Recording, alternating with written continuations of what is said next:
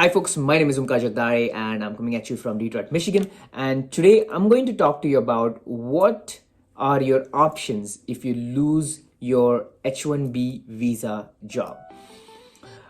So first thing I want to say, if you have already lost a job, I'm very sorry to hear that. I have been through something like that before and I know how you feel. And that is the reason I'm making this video. So I'm going to get right into the topic. So you only have 3 to 4 options if you lose your H1B visa job. Now, here's the thing. If you have found that you're going to lose your job, this is what you should do. There are certain mistakes I did when I lost my job in 2018. I was at a company, I was not on H1B, I was on F1, but here's the thing. There were mistakes which I did, which I could have saved a lot of money or I could have made a lot of money. So number one thing you should do, if you're about to lose a job and they're discussing severance package or something like that, or they're discussing like, whatever, like how many days you have and stuff like that, here's what I would do. Number one question, you can ask them, hey, can I go part-time instead of full-time? Can I work part-time on this job for certain amount of time till I find another job? If they are not allowing that, you should ask them, let's say they say, we'll give you 2 weeks of severance package. You should say, double it. Whatever they ask you, just double it. It's okay to ask you. They're not going to say, it's not an offer letter. They're not going to rescind it. They have to give you severance. People will sue them if they don't give the severance packages. So here's the thing, you have a lot of power when it comes to severance package. I remember when I got laid off, they gave me 2 weeks of severance package, 2 weeks of pay, but I had already worked there for a year. So in my opinion, I should have gotten 2 weeks more. So basically your severance package, also for every year you have worked, you should get 2 weeks. So let's say your severance, they gave you 2 weeks or 4 weeks of severance. They should also add, let's say you worked there for 3 years. So 2 times 3 is 6. So that's about 4 plus 6 is about 10 weeks of pay you should be getting, in my opinion. You have to advocate yourself for that. Okay. So these are a couple of things. Let's say you have 3 weeks of PTO left or 4 weeks of PTO every year. Ask them, hey, can I take that PTO? And you can add that severance as the income towards that PTO, instead of just like cutting off my immigration that day. Because understand, as the day you your job ends, your end, like, hey, you are not working there. So technically your 60-day grace period starts. So your goal is to maximize or spread out those 60 days as much as possible. So understand, it's a game of numbers. Let's say you have 4 weeks of PTO. Take that. That's what I did, guys. They gave me 2 weeks of severance and they gave me 1 week of PTO. I had 1 week of PTO. So the way I did that is like I got fired during sometime in March. I told them that, hey, this is the issue. This is what I want to do. So I took 3 weeks of PTO and my last date was, they extended my last date by 3 weeks. And you can do this. Understand, if you don't talk to the company and just think by yourself that you have 3 weeks, that's not right. You have to talk to the company. You have to change their exit date, and that's how it works, folks. So don't just like go ahead and doing by yourself. Also, anything here I say is not legal advice, guys. Talk to a lawyer before you do anything, in my opinion. Okay, this is random YouTuber right here. I'm just trying to help. Okay, just trying to take that pressure off you. All right, so what are your options? 3 options in my opinion. Number 1, obviously find another job. Find another job. You have 60 days to find. Here's what I would do. Let's say you lose your job on Thursday, Wednesday, whatever day it is. Take a day or two off. Process it, go out, eat your favorite food, do something good for yourself so that you feel better. Okay, because yes, it sucks. Getting laid off sucks. But I'm sure some of you also have that relief that you don't have to go to work next 2-3 days, or maybe you got that time. So look at this as if you have gotten gift of time, and this is the time for you to go into something better and bigger for yourself. I'll be honest with you, I've never looked back. The reason the job I got laid off from, 3 months down the road, I was making $10,000 more at a new job. I'm still working for the company. This is the best company I've worked for in my entire life. I wouldn't be here, guys, if I was still working at that company. I wouldn't have changed job. I'm just that kind of person, I'm usually very loyal to companies. If I find a good company, I'll work there. So guess what? It's a great opportunity for you to make that change. So look at it this way. All right, number 1 thing you have to do is application. Understand, applications, the number of applications you seed are like the seeds you plant. The more seeds you plant, the bigger the crop you get. The more applications you send, the number of interviews you get, are going to be higher. Now, here's the thing. If you apply for 10 jobs a day, within, let's say, 30 days, you're going to have 300 applications. This is not the time to apply for 10 jobs a day, guys. This is the time to apply for 30, 40, 50 jobs a day. You have to figure it out. You have to. There's unfortunately, you don't have time. Because not only that, let's say you have to have, let's say in 30 days, if you do this, 30 applications a day, you have 900 applications, you're going to start hearing things, folks.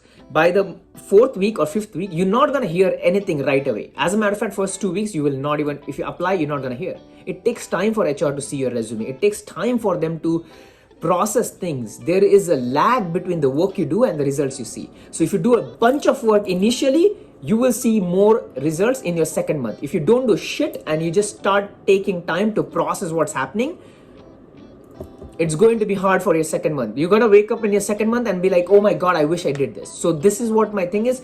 Here's the thing. Take a day or two to process this. You don't have time to process this for a month. You don't have time to cry. You can cry in your second month. It's fine. I know it's easier said than done, but trust me, go figure out a therapy. Talk to your friends. Find 1 or 2 friends who you can talk to about this.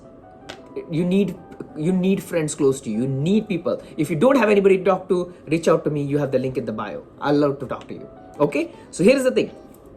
So 900 applications in your first month. That's the only way you're going to get calls from people. Listen, here's the thing. Another thing I'm going to tell you. There may be layoffs in the tech industry, there may be layoffs in your industry, but there are other industries which are still hiring. I'm in the civil industry, I'm in the construction industry, I live in Michigan. All the layoffs I'm hearing are in California, New York, and all those areas down south. I've not heard of anything in Michigan as of now. So there are still, my company as a matter of fact is still hiring for computer science majors, still hiring data analysts.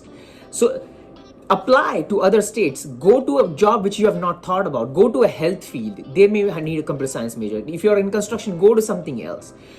Understand, you just have to change your perspective about how you look for jobs, and that's something very, very important. You have to become creative. All right, so your applications. All right, now when people go through breakup, I have noticed they usually reach out to their ex. If you are going through a breakup, you're going through a job loss, reach out to your ex-employees, ex-employers. Like if you worked at 3 or 4 different companies, even if you had bad relationships with them, it's okay. Reach out to them. It's fine. This is not the time to save ego and stuff like that. Reach out to them. It's okay. Figure out 6 months later what's going to happen. Next thing, reach out to your professors. Reach out to your professors. Professors are like amazing. They have a lot of power. People don't know that. Reach out to your professors. Tell them your story. You got laid off. You need help. You need 60 days to figure out. Reach out to your college. Ask them if they can do something for you. You just have to start emailing folks. You just have to pick up that phone, pick up that email, write it down and send it to someone. Reach out to your friends. Reach out to your colleagues. Reach out to people who got laid off with you. Ask them what they are doing. Trust me, you have to leave your shame outside right now. You've lost a job. You have 60 days to figure it out. That's what you need to do. All right. So that's something else. So these are the 2 things I would do if you're like looking for a job. All right. Number 2 things. Let's say you are like, shit, I don't know how I'm going to live in US. Second option you can do is go back to school. Go back to college. In my opinion, day 1 CPT colleges are best option. If you lose your job on H1B, you don't have anything, you need to get back to school. You need to figure out. Also, you want permission to work. Day 1 CPT college is great because let's say it takes you 3, 4, 5 months to find a job. Get into a day 1 CPT college. There are a couple of universities in US which are legal, legitimate, ethical. I have myself, when I lost my job, when I didn't get my H1B for 3 times, I had to go to day 1 CPT college. It was legal, ethical. I got my H1B stamped. If you need help, connect with me. There's a link in the bio, or you can just email it to me. Okay? I'll help you getting into day 1 CPT college. I myself went there and I got my H1B stamped and approved. All right. So that's second way, because you can buy time. You get 2 years of CPT. You can apply for a H1B again. So here's the thing, you don't have to go through lottery once you have H1B. If you find another company during that time and they're ready to sponsor a H1B, you'll get it. You just get it. It's just going to be approved. You don't have to go through the lottery again. That's the positive thing about it. And you can take 1 or 2 year breaks on CPT. Even if your company, you find a company who's not willing to do like H1B, that's still fine because you still have H1B. It's okay. Understand, you still have H1B. It's just that your H1B is like not active right now. Again, this is my knowledge. I may be wrong. Talk to a lawyer to understand if it's right or not. Talk to a lawyer. This is what I heard. This is what I've read over the past years and my experience from people. Okay. So like I said, number 2 option is day 1 CPT, or go for a PhD if you're if you're like, I'm done with work, go for a PhD. You have some money saved, go for a PhD. Okay, that's something you can do, or a better degree. If you're a bachelor's, go for masters, go for PhD. All right, number three thing. All right, so number three things, IT consultancies. There are good consultancies like Boston Consulting Group, Deloitte, and all these big four. If you're able to get jobs into that, great, man. But I think even they are going to be tight right now. But then there are legal IT consultancies. There are weird ones also. Hire people. They'll hire people and they will do your H1B and all those things, and they will place you on different projects. So you may be benching for a minute, but they will place you on different projects. That might be a good option to look into.